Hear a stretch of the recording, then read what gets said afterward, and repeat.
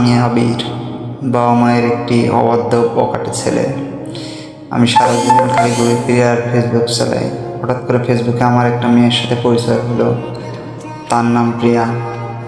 প্রিয়া ছিল একজন ডিভোর্সি মেয়ে, কিন্তু তার সাথে কথা বলতে আমার খুব ভালো লাগলো এবং তার সাথে আমি প্রতিদিন কথা বলতাম।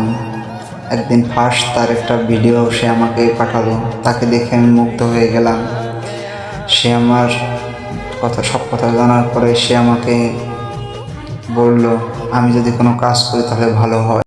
তার কথাতেই জীবনে আমি প্রথম নিজে কিভাবে ইনকাম করতে হয় সেটা শিখতে পারি এবং তাকে আমার খুবই ভালো লাগতো।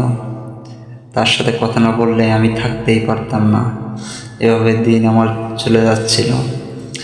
একদিন প্রথম তার একটা কথা আমার খুব ভালো লাগলো। সে আমাকে আমার কথা শুনে ভিডিও কল দিল, আমার সাথে অনেক মজা করলো, কথা বলল। এবার আমাদের দিন কাটতে থাকলো।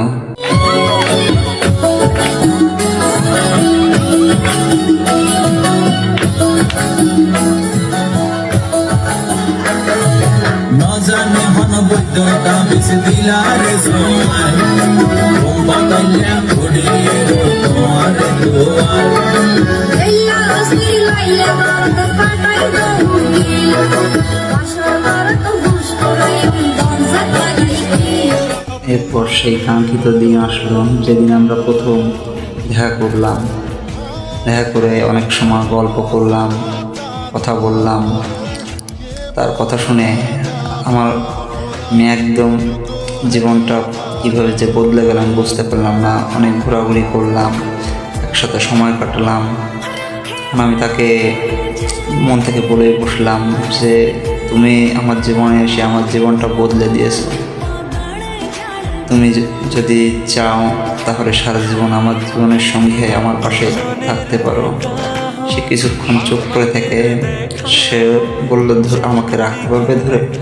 তখন তাকে আমি বললাম তুমি বিশ্বাস হয় না, চলো আজ বিয়ে করবো আমরা। সেও মনে মনে আমাকে অনেক ভালোবেসে ফেলেছিল, তাই আমার কথা আর না করতে পারলো না।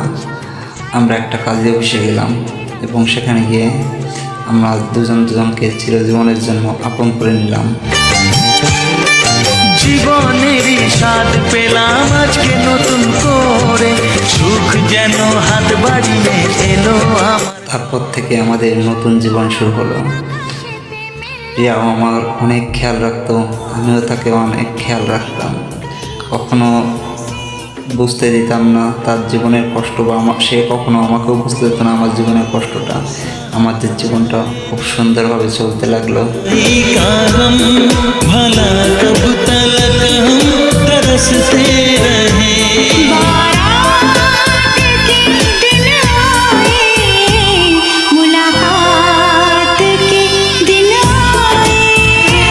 একটা সত্যিকারের ভালোবাসা এভাবেই একটা ডিভোর্সি মেয়ে এবং একটা বাবা মায়ের অবাধ্য বখাটে ছেলের জীবন পাল্টে দিল। সেই থেকে শুরু হলো আমাদের একটা নতুন জীবন।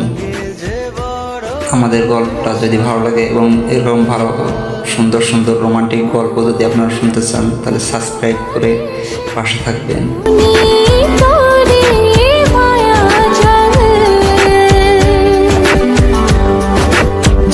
যদি দূরে লাগে যে বড় বেসামাল,